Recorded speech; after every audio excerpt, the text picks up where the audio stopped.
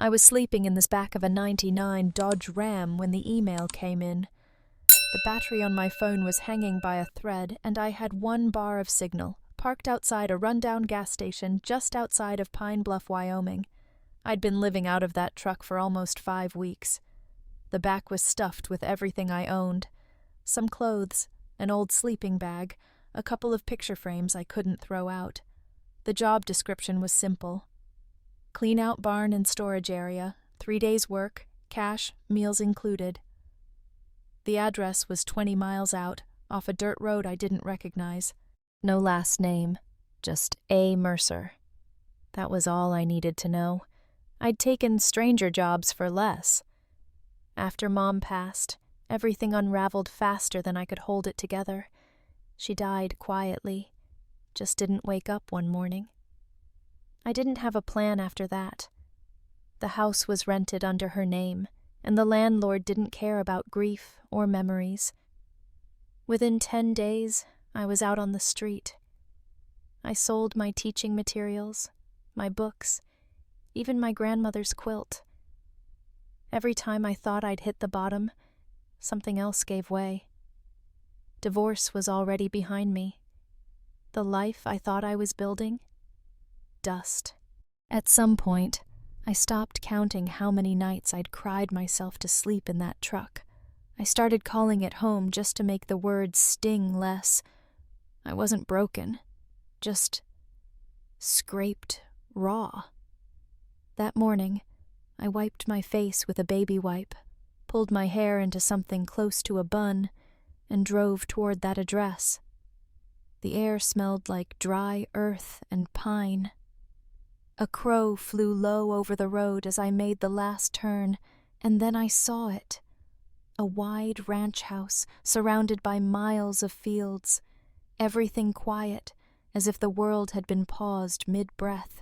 I killed the engine, sat there for a second, and whispered, "Just 3 days, Grace. Don't get involved." But when I stepped out of the truck, something didn't feel temporary at all. The ranch looked abandoned at first glance. The porch swing creaked lazily in the wind, and the paint on the siding was beginning to flake. There were no animals in sight, no barking dogs or pickup trucks in the drive, just an old windmill spinning out a rhythm no one was listening to. I walked around to the side barn where I assumed the job would start. The lock was undone, but the doors were closed. Inside, it was what you'd expect. Dusty tools, boxes, the sharp smell of old hay and mouse droppings. I was just about to roll up my sleeves when I heard it. A sound so out of place it made the tiny hairs on my arms stand up. A baby. Crying. Not fussing, not whimpering, the kind of wailing that comes from deep exhaustion. The kind that pierces drywall, silence, and skin. It was coming from the house. I stood frozen for a second. My first instinct was to ignore it. This wasn't part of the job. I was hired to clean a barn, not go wandering into someone's personal life. But something about that sound, it was desperate, prolonged, unattended. I hesitated only a moment longer before walking toward the main house. The screen door wasn't locked, but it moaned like it hadn't been opened in a while. Inside, the air was stale and thick, as if the house hadn't breathed in weeks. The crying grew louder, bouncing off the walls like it had nowhere else to go. It pulled at something in me I hadn't touched in a long time. A narrow hallway led to a partially closed door. I pushed it open gently. The room was sparse. A crib sat near the window, sunlight spilling over its side. Inside, a baby probably under a year-old lay red-faced, fists clenched, voice hoarse from the effort. No one else was there. I stepped closer without thinking. I didn't remember walking across the room. One moment I was standing in the doorway, the next I was kneeling beside the crib. The baby's face was flushed, soaked in tears and sweat. His little legs kicked aimlessly in the air, fists balled so tight I could see his knuckles whitening. He looked exhausted, but too wound up to stop. I glanced around. No bottles, no diapers, no monitor. No sign that anyone had checked on him in hours, maybe longer. I reached into the crib. He didn't flinch. He didn't push away. He just let me lift him, like his body was too tired to argue. The weight of him hit me hard, not just physically, but emotionally. He was warm and heavy and real in a way I hadn't held in years.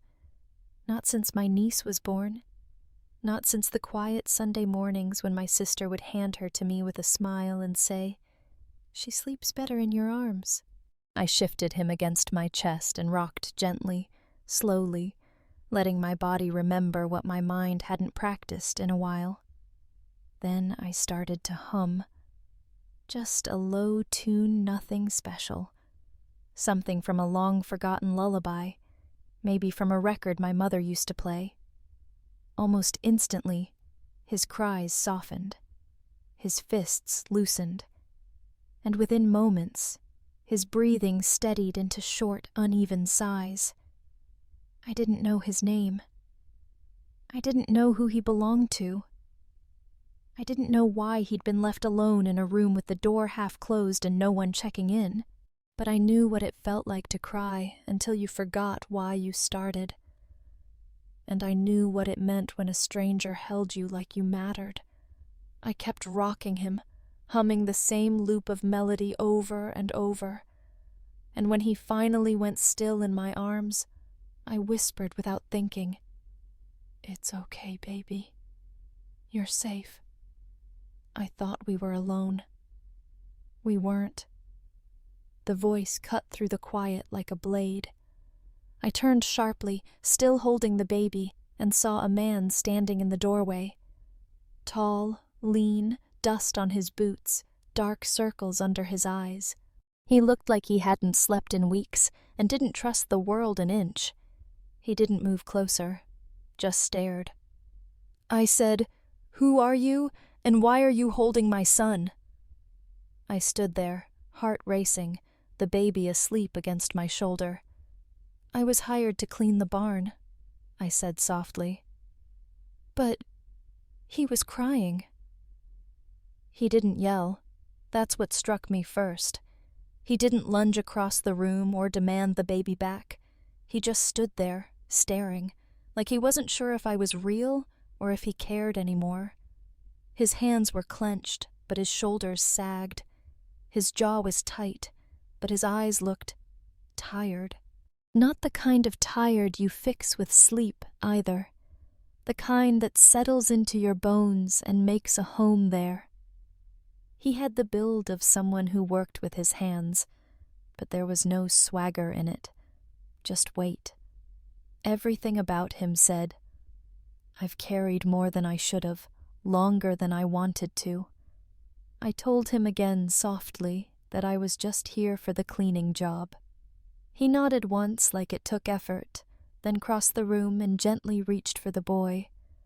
I handed the baby over without a word. As soon as the baby left my arms, he stirred and whimpered. Not a full cry, just confusion. Jessie shifted awkwardly, tried bouncing him. It didn't help. He was pretty upset, I offered. Maybe hungry. Jessie didn't answer. He didn't even look at me. He just held his son like he was carrying something fragile and foreign. I stepped back, unsure if I should leave or wait for more instructions. He finally broke the silence. "The barn's out back. You'll find the supplies in a red bin near the workbench. Lunch is at 1. You can eat in the shed." That was it. No name, no thanks, no explanation. But as I walked out of that house and into the daylight again, I couldn't stop thinking about one thing. He held his baby like he wanted to love him, but didn't remember how. I spent the rest of the morning in the barn, scrubbing down cobwebs and clearing out half-rotten crates of horsetack that hadn't seen daylight in years. My hands worked on autopilot, but my mind kept drifting back to that baby's face, and the man who barely held it together. Around noon, I heard the screen door creak behind me. Jesse stood there with a bottle of water in one hand and a set of keys in the other. "I'll leave the gate unlocked," he said, without preamble. "If you need to run to town." I wiped my hands on my jeans. "Thanks." He didn't move. Then, after a long pause, he added, If you're comfortable staying in the trailer out back, it's got heat and a clean bed, safer than your truck." I blinked. "How did you—" He glanced at my Dodge Ram parked at the edge of the fence line. "Wyoming plates, rear tires uneven, back window covered in frost this morning." Smart, observant, but guarded as hell. "I'll pay you cash at the end of each day," he continued. "You don't go inside the house unless invited. You don't touch the kid again. Understood?" I nodded. "Understood." He turned to leave, but something in his voice shifted. "My wife used to be the one who handled that stuff," he said without looking back. "I'm still figuring it out." It was the closest thing to vulnerability I'd seen from him. I didn't say anything. Just watched him walk away, his shoulders stiff, like the weight he carried was starting to bend him inward. He didn't trust me. He didn't want help. But he was tired. And tired people make space, not because they want to, but because they can't fight anymore. That evening, after finishing up in the barn, I walked toward my truck to grab a change of clothes. The light was soft, golden, the kind of glow that makes everything look kinder than it really is. I wasn't expecting to hear crying again. But there it was. Faint at first, then sharper, coming from the back patio. I found the baby Wyatt, I'd overheard Jesse say earlier, lying in a stroller that looked like it had been left there out of exhaustion, not planning. He was squirming, fists clenched again, red-faced and inconsolable. Jesse wasn't in sight. I knew I wasn't supposed to touch him. I looked toward the house, waited a beat. No one came. Then I knelt beside the stroller and said softly, "Hey, it's just me again." He turned his head slightly, eyes puffy and wild. I reached out slowly and scooped him up. He didn't resist. No screaming, no flailing, just shaky breathing. I sat on the porch step, cradled him against my chest, and began to hum the same melody as before. That half-forgotten lullaby I didn't even know the name of. He quieted. I kept rocking, gentle, steady, like the rhythm of a heart that wouldn't let go. And then, somewhere between the second and third round of that tune, he slept. Fully. Completely. His mouth fell open just a little. One hand curled against my collarbone. His entire body relaxed like it finally believed it could. It hit me harder than I expected. Not because I made him sleep, but because I'd forgotten what it felt like, to be needed in the most basic, unspoken way. I didn't hear him step out. Didn't know he was watching until I turned my head slightly and caught his shadow stretching across the porch. He stood there at a distance, hands shoved deep in his jacket pockets, face unreadable. Wyatt slept against me, warm and steady, his small breaths brushing my neck. I didn't move, didn't try to explain. Jesse didn't speak. He just looked. At me. At his son. At the stillness between us. For a moment, it felt like time hesitated, like the air held something unspoken, heavy with what he wanted to say, but couldn't. Then, without a word, he turned and went back inside. But I saw it, just before he disappeared. Not softness, not gratitude, just the absence of resistance.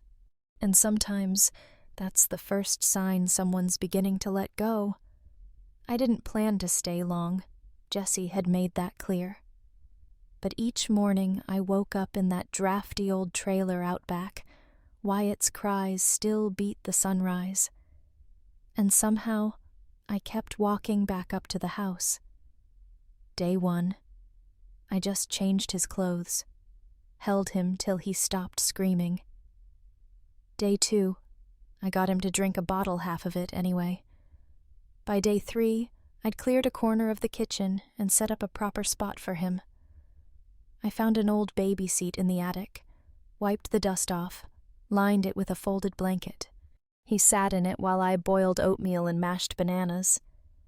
I talked to him constantly, told him about my mama's biscuits, about the stars we used to watch from the back of her pickup. I didn't care if he understood. I just wanted him to hear a human voice that didn't sound tired or angry. That's when it happened. I was humming something, an old country tune my mother used to play on the radio, and he let out this strange little sound. A snort, then a giggle. It was quick, crooked, unsure. But it was a laugh. I froze, spoon halfway to my mouth. Wyatt blinked at me, surprised by himself, and then he did it again. A real, honest-to-God baby laugh, small and raspy, the kind that crawls into your ribs and stays there. From that moment, everything shifted. He started eating better, sleeping longer. When I put him down for a nap, he didn't fight it like the world was ending. I drew up a little routine, nothing fancy, just meals at the same time, naps after play, warm baths before bed, and I followed it like scripture. Babies, I'd learned from my younger cousins, don't need magic. They need rhythm, repetition, touch. I gave him that, and in return, he gave me his trust. One nap at a time, one spoonful at a time, until one morning I walked into the room, and instead of crying, Wyatt reached out his arms to me. No sound, just that tiny gesture, and for me, it meant everything. Jessie didn't comment on the schedule I taped to the fridge, didn't ask about the bottles that were suddenly labeled by time, or the laundry basket I filled with neatly folded baby clothes I'd found buried in a back closet. But he noticed.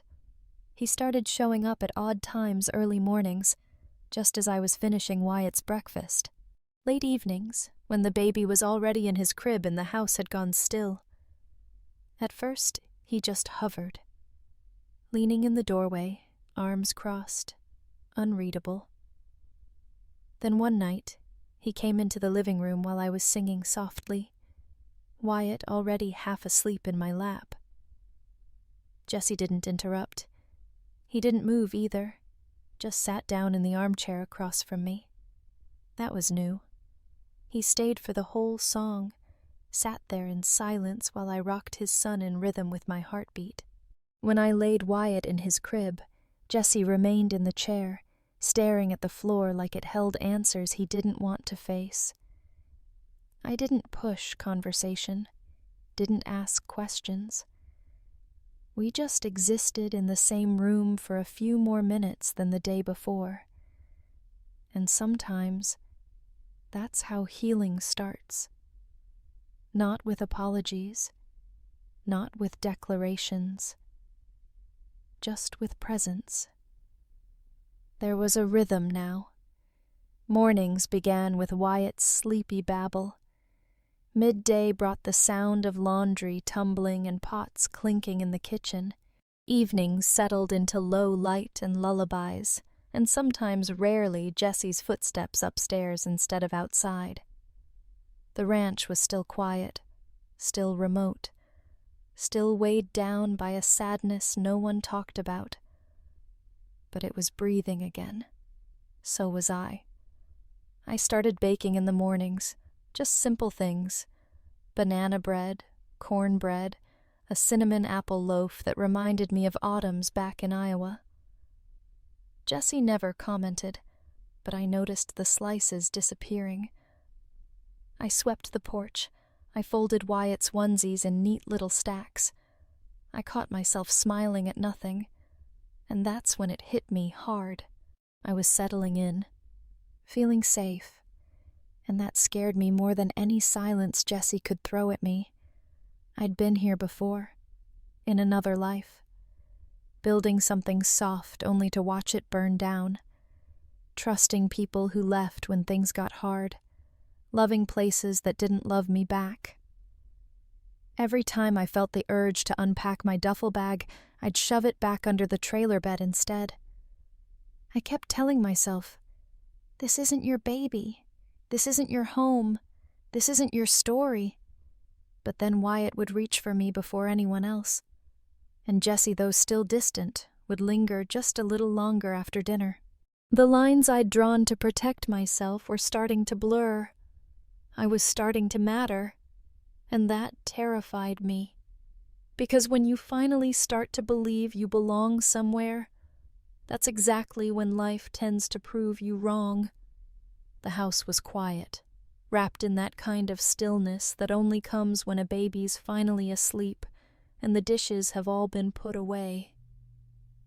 I sat in the rocking chair beside Wyatt's crib, humming low, almost to myself. The same melody, night after night. I didn't even remember where I'd picked it up.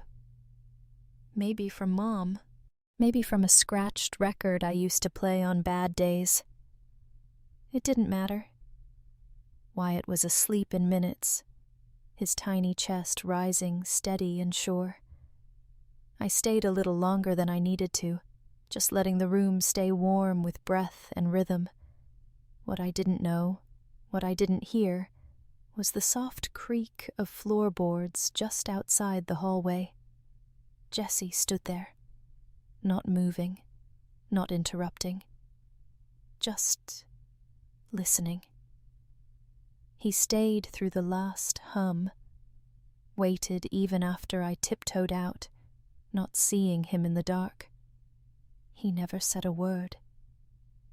But he came back the next night, and the night after that. It was a cloudy Thursday when Jessie asked if I'd mind clearing out the back bedroom. He didn't look me in the eye when he said it. Just dropped a set of old keys on the table and walked off. The door creaked when I opened it.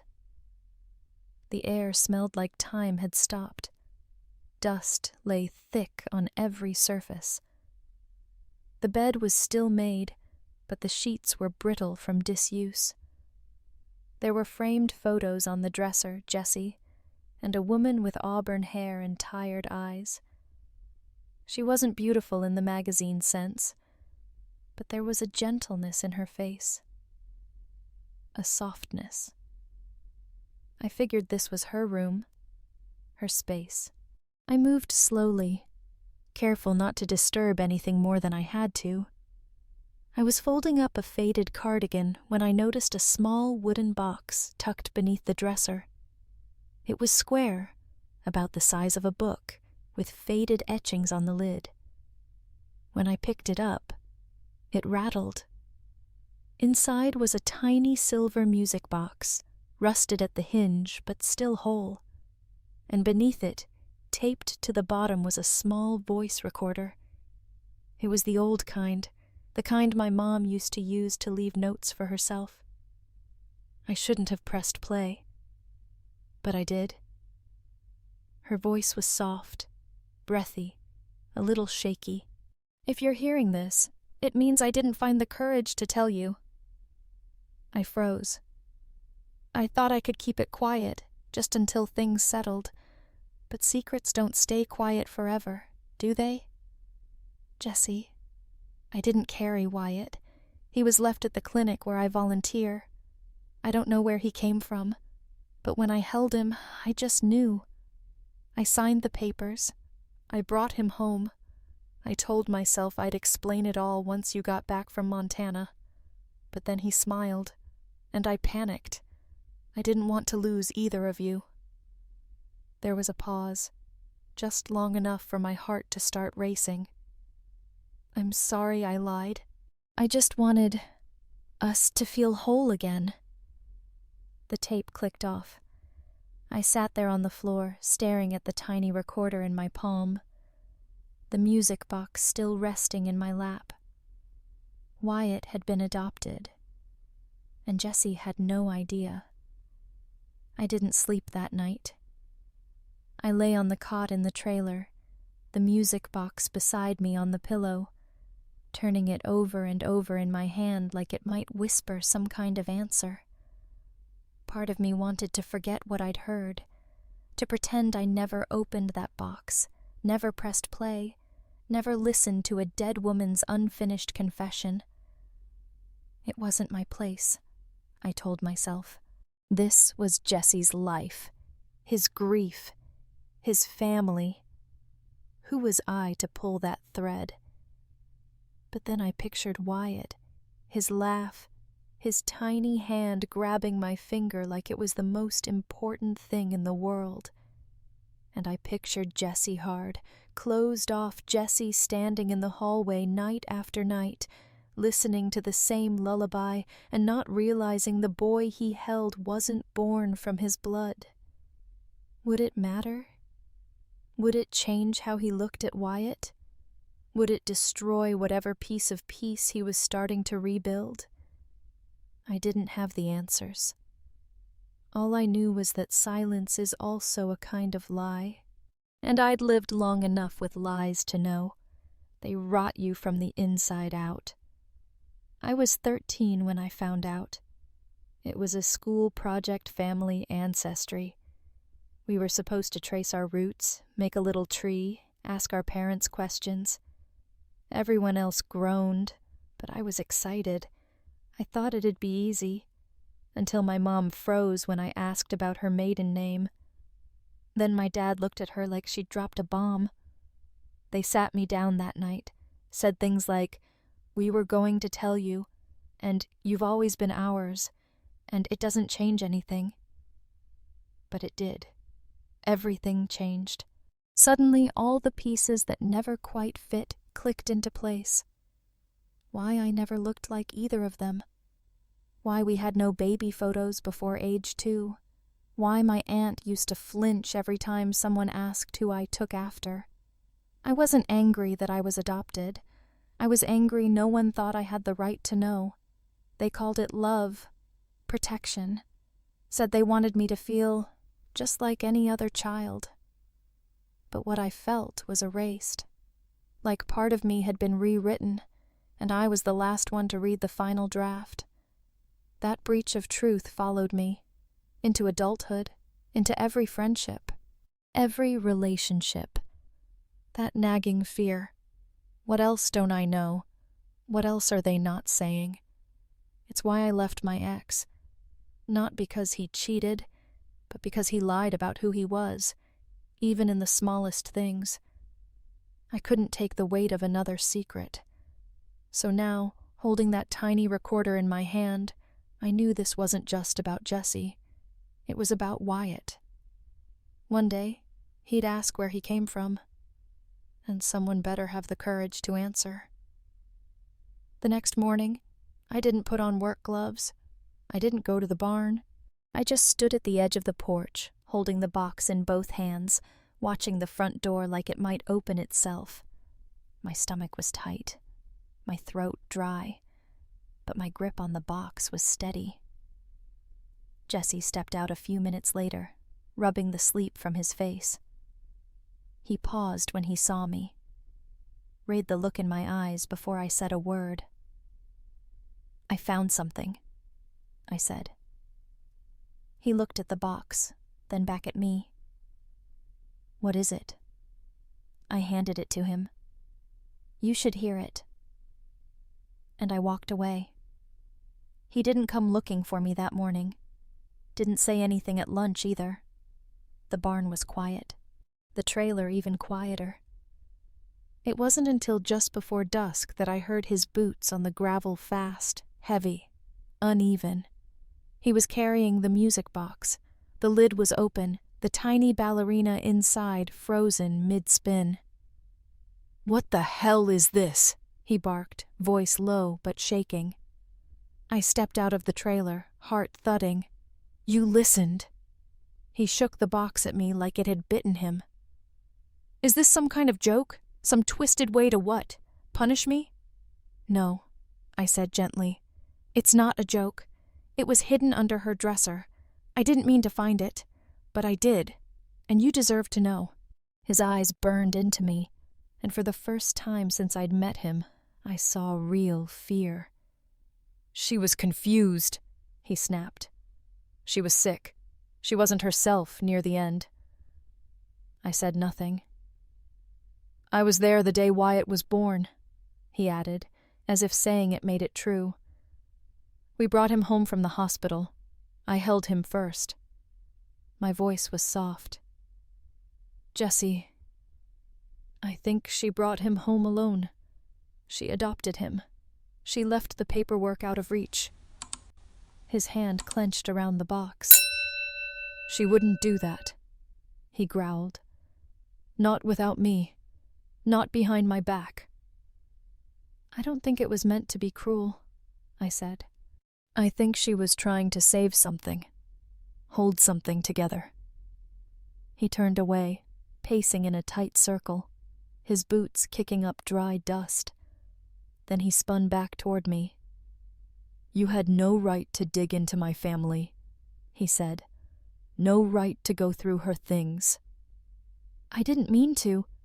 "You think just because he stops crying when you hold him, you get to play therapist now? Read us like a damn book?" The words hit harder than I expected. He stepped back, the box still trembling in his hand.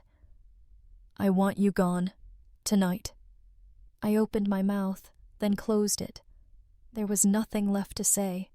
"You don't get to walk in here and tear my life apart," Jessie said, voice rising now, something sharp and wild behind it. "You cleaned my floors, held my son a few times, and suddenly you think you understand us?" "I never said that," I replied quietly. "I didn't plan any of this." He pointed at the music box, now resting on the railing between us. "You had no right to open it, no right to press play. That was hers. That was ours." I nodded slowly. "And Wyatt is yours. I never questioned that." "You're damn right he is," he snapped. "No piece of paper, no tape recorder's gonna change that." His hands were fists now, not raised, just clenched, like he was holding something too big to name. "You think you're helping?" he said. "All you did was dig up a secret that should have stayed buried. You've been here, 2 weeks? And somehow you think you belong?" That one landed harder than I expected. I took a breath. "I never said I belonged." "Then why are you acting like it?" He was trembling now, more from emotion than anger. I didn't answer, didn't cry, didn't fight. I just looked at him and said, "Because someone had to tell the truth." And with that, I walked back into the trailer, packed my bag in silence, and left the keys on the table. No note. No goodbye. Just the echo of a lullaby still clinging to the walls behind me. I left before the sun came up. Didn't wait for Jessie. Didn't check on Wyatt. Just folded my things with care, zipped up my worn duffel bag, and stood for a moment at the edge of the trailer, looking out at the ranch one last time. The sky was barely light, soft gray bleeding into lavender. The place looked the same as the day I arrived. But I wasn't. I left the cash envelope he'd given me the night before, unopened, on the kitchen counter. I didn't want his money. Not after what we shared. Not after what had broken. I didn't write a note. What would I even say? Thanks for letting me hold your son? Sorry I told you the truth? None of it felt right. None of it would land the way I meant it. Instead, I walked down the gravel drive with my head high and my chest aching in a way I hadn't felt since the day I found out my own life had been built on missing pages. I wasn't angry at Jesse. I understood his rage. It's easy to hate the person holding the match harder to admit the house was already full of gas. And I knew, deep down, I wasn't what he was mad at. He was mourning the story he thought he was living, the version where love was simple, where family was blood, where lies could be buried and left to rot in silence. And now, all that was cracked wide open. I climbed into my truck, turned the key, and pulled away slowly, watching the house shrink in the rearview mirror. I didn't cry. Not yet. I'd given them everything I had, and sometimes that has to be enough. Just before I shut the truck door, I reached into my bag and pulled it out. A small, worn baby blanket, soft cotton, blue and white checkered, with one corner frayed from being chewed too many times. Wyatt's favorite. He used to clutch it during naps, tuck his face into it when he was scared. I'd washed it the night before, folded it without thinking. It had ended up in my things by accident, but it didn't feel right keeping it. So I walked back up to the porch, laid it gently across the armrest of the old wooden chair, and smoothed it once with my palm. No note, no explanation, just that little square of cloth. Something to say. I was here, and I loved him. Even if I couldn't stay. The silence hit first. It wasn't peaceful like before, when Grace would hum some lullaby under her breath or talk to Wyatt like he was old enough to understand. This silence was thick, hollow, and sharp around the edges. Wyatt felt it too. He started crying more, longer, harder, the kind of crying that drills into your spine. I hired a local sitter. She lasted 3 days, then another 1-2 days. The third left before lunch. They all said the same thing. He won't stop screaming. He won't eat. He doesn't sleep unless he's held. But when I held him, it didn't work either. I tried to follow the routine Grace had left behind. I taped the feeding schedule back on the fridge, replayed the lullaby in my head at night, trying to match her hum. Nothing stuck. He'd reach toward the hallway sometimes, little arms out like he was expecting someone else, someone softer, someone who knew how to make him feel safe. And every time, I'd feel it in my gut. The truth I didn't want to name. Grace wasn't just good with him. She was his calm, and I'd thrown her away like she was nothing. At first I thought he was just adjusting.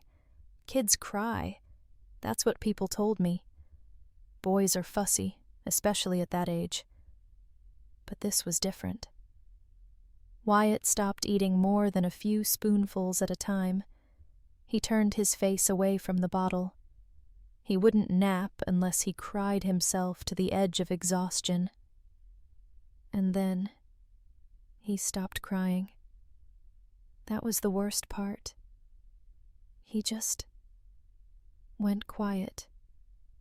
He'd sit in his crib and stare. At the ceiling. At the doorway. Sometimes at his hands like they didn't belong to him. The fire in his little eyes dimmed, day by day.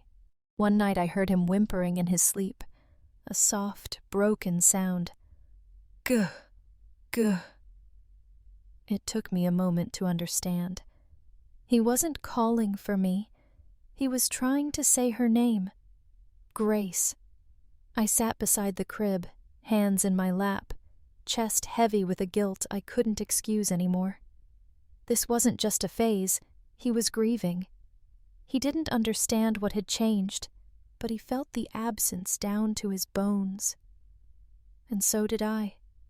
I had driven away the one person who made him feel loved without needing anything in return, because I was afraid of the truth. Now we were both paying for it. I found the box in the same drawer where I'd shoved it days before, buried under receipts and broken things I didn't want to look at. I sat at the kitchen table, Wyatt asleep upstairs, the baby monitor silent but always watching. The recorder felt smaller now, lighter, but more real than ever. I pressed play.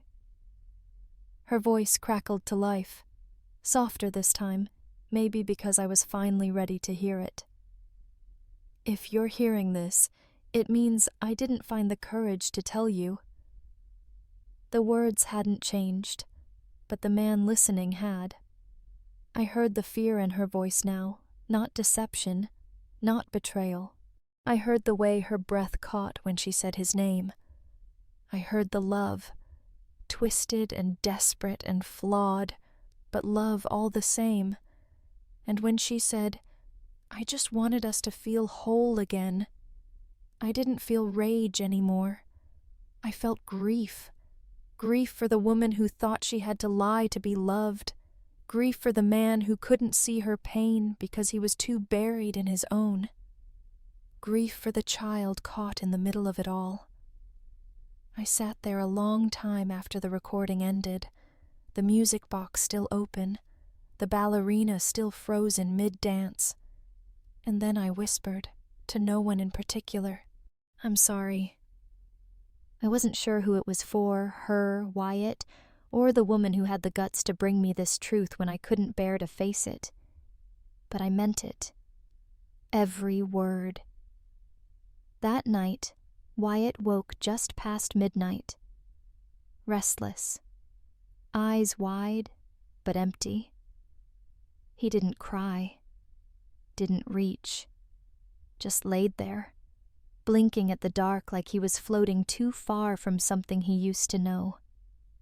I picked him up, holding him the way I'd seen Grace do it, tight but gentle, with one hand cupping the back of his head. And then, without thinking, I began to hum. It wasn't a lullaby, not really. Just a broken version of the tune Grace used to hum, patched together from memory, half wrong and shaky. But I kept going. Wyatt blinked up at me. Then slowly he closed his eyes. His breathing slowed. His hand curled against my shirt. And before I could second-guess it, he was asleep. Right there in my arms, like he'd been waiting for me to show up. Not just hold him, but choose him. And in that moment, I did. Grace didn't see me at first. The bell above the bakery door chimed, soft and cheerful, the way small-town places always tried to sound. The smell of cinnamon and melted butter wrapped around me the second I stepped in, familiar in a way that hurt.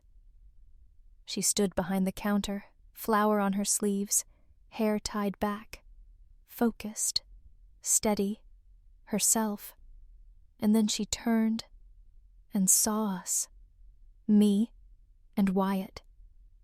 She froze, hands still on the register. Wyatt let out a soft sound, something between a hiccup and a laugh, and stretched his arms toward her like no time had passed. Grace blinked. Once. Twice. Then stepped out from behind the counter slowly, like approaching a wild animal that might bolt. I cleared my throat. "I didn't come here to ask you for anything," I said, my voice quieter than I meant it. "I just wanted you to see that I finally listened." She didn't speak, didn't need to, because Wyatt was already wriggling in my arms, trying to get to her. I passed him over without a word. He curled into her instantly, head on her shoulder, whole body melting. Grace looked down at him, then at me. "What changed?" she asked. I swallowed hard. "Everything," I said. We sat outside on the bench behind the bakery. Wyatt was asleep again, wrapped in that same blue and white blanket she'd left behind. Grace hadn't said much. Neither had I. The silence between us was no longer sharp, just full. I reached into my coat pocket and pulled out the music box. Same one, but different now, polished. The hinges no longer rusted. A new spring inside. I'd found an old repairman out near the highway who didn't ask questions, just smiled when I told him it was for a child who needed the tune to come back. Grace looked at it like she wasn't sure whether to touch it. Then I opened the lid, and the melody filled the air soft, slow, haunting in the best way. Her eyes flicked up to mine. "You remembered the tune," she said. "I didn't," I replied, "but I remembered how you sang it." She ran a thumb across the worn edge of the box. Her fingers trembled just slightly. "I'm not good with words," I admitted. "I get things wrong. I hold things in. And when you told me the truth, I didn't know how to carry it. So I dropped it. And you." Grace didn't interrupt, didn't rescue me. She just listened. "I'm not asking you to come back," I added. "I'm just showing you I finally see what you gave us, what you gave him." She looked down at Wyatt, then back at me. "Music box still has a bit of a rattle," she murmured. I smiled. "Yeah, so do I." And for the first time since she left, her mouth curved, just a little. The sun had dipped low, casting long shadows on the sidewalk. The bakery had closed an hour ago, but we stayed out back, Wyatt still asleep in Grace's arms. "I used to think love meant protecting people from hard truths," Jesse said, his voice softer now. "Turns out it just makes the fallout worse when the truth comes out anyway." Grace nodded, but didn't look at him. He continued. "You didn't break anything, Grace. You just exposed the cracks that were already there." She glanced up. "That's not what you said when you told me to leave." "I know," he said. "I was scared. I thought if I accepted the truth, I'd lose everything that still made sense. I didn't realize I'd already lost the part that mattered most." She looked down at Wyatt, then handed him back gently. "I didn't want to hurt you, Jesse, but I wasn't going to lie for the rest of my life either. Not to you, and especially not to him." He nodded, holding Wyatt close. Then she added, carefully, "If you're here because you need help, I can point you towards someone." "I'm not," he said. "I'm here because I want the two people who kept me from falling apart back in my life. Not out of guilt, not because I can't do it alone, but because it was never supposed to be alone." Grace breathed in slowly, letting the silence settle. "Okay," she said finally, "but if I step into this again, it won't be as your backup plan, or your fixer." "You won't be," he said without hesitation. "I need honesty," she said. "Even when it's messy, especially then." "You'll have it," he promised, "and I need a seat at the table, not a spot on the porch." Jesse's eyes met hers, steady. "Then pull up a chair." After dinner, as Wyatt fell asleep, curled between us on the couch, Jesse looked at me quiet, unsure. I reached for his hand. Not to forgive, not to forget. Just to say, "I'm still here." And softly I said, "I'll come back. But not as your help, not as the woman who cleans up the mess." He nodded, eyes steady. "As what then?" I smiled. As someone who stays. The smell of pancakes hit me before I even opened my eyes. Not the boxed kind. Real ones. The kind made with buttermilk and too much vanilla because Jessie never really measured anything. Wyatt's giggles floated in from the kitchen, high and happy, like wind chimes on a summer porch. I smiled. When I stepped into the kitchen, Jessie was at the stove wearing one of my old aprons, peach-colored, too tight around his shoulders. Flour streaked across his jaw. Wyatt sat on the counter, tiny hands slapping the mixing bowl like it was a drum. Jessie glanced over. Might be a little burnt. You say that every time, I said, grabbing a mug from the shelf. But this time, I mean it. I took a sip of coffee and leaned against the doorway. For a moment, I didn't move. I just watched. Watched Jessie flip a pancake too soon and curse under his breath. Watched Wyatt giggle harder, like chaos was the funniest joke in the world. Watched a scene that, a few months ago, I couldn't have imagined. When Jessie finally noticed me staring, he wiped his hands on the apron. He's learning the important things, how to ruin breakfast properly. I walked over and kissed Wyatt's forehead. You're doing great, baby chef. He squealed and threw a handful of dry oats onto the floor. Jessie sighed. We'll clean it later. No, I said, smiling. We won't. The morning passed like that, messy, warm, full of the kind of small noise that fills in the cracks silence used to own. We didn't talk about the past. We didn't need to. Everything we were, and everything we almost lost, was right there, in burned pancakes, giggles, and the way Jessie's hand found mine when no one was looking. It wasn't perfect. It was better. It was ours. There was a time I didn't know where I'd sleep next. A time I lived out of a duffel bag and called gas station coffee breakfast. I didn't have a plan. Not really. Just enough pain to keep moving, and just enough pride to not ask for help. I wasn't running toward anything, just away. And yet, somehow, I ended up here. Not because I chased it, not because I deserved it, but because life, for once, paused long enough for me to step in. I didn't give birth. I didn't sign any papers. I didn't read parenting books or prepare a nursery. But I held a crying boy in my arms one morning, and he calmed. And something in me, something old, cracked, buried, quieted too. It didn't happen all at once. Love never does.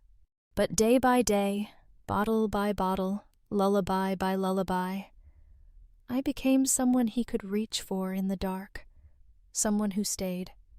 Jessie never used the word mother, not right away. He called me Grace, said we, said let's, when we talked about Wyatt's future.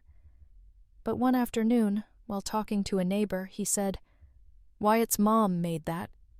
And I didn't correct him, because somewhere along the way, the girl in the truck, the one with no map and too many scars, she became a mother. Not because she had to, but because she chose to. And the boy who once screamed through every night, he learned to sleep, with both of us nearby, and laughter in the walls. We sat on the porch one night, after Wyatt had gone down easy. The sky was clear, the stars louder than traffic, louder than thoughts. The ranch was finally quiet in a way that didn't feel empty. Jessie had a beer in hand. I had tea. Neither of us said much at first. Then he broke the silence. You know, he said, I've had money since I was 23. Not old money, not handed down. I built it, every damn brick. I looked at him, listening. I had land, horses, people calling me sir before they ever knew my name. But I didn't feel full. Not really. I waited. He continued, voice lower now. I thought being in control was the same as being safe. Thought if I had enough zeros in the bank, I wouldn't need anything else. He looked at me then. But nothing I bought ever looked at me the way he does when I walk in a room now, or the way you did when I didn't deserve it. I felt something tug in my chest. I'm not used to being seen, he said. Not for who I really am. Most people look at what I own, or what I can fix, or what I can't. And me? I asked gently. You saw what I was running from, and you didn't flinch. He paused. I didn't know I was missing anything until you filled the space. Wyatt toddled over to the shelf, his tiny fingers brushing against the music box. Click. The lid popped open, and that familiar melody drifted into the room, soft, steady, a little crooked. We looked up. Jessie smiled. I laughed under my breath, and without a word, we all sat down on the floor, close. No plans, no promises, just the song, the child, and the quiet joy of three people who had every reason to walk away, but stayed.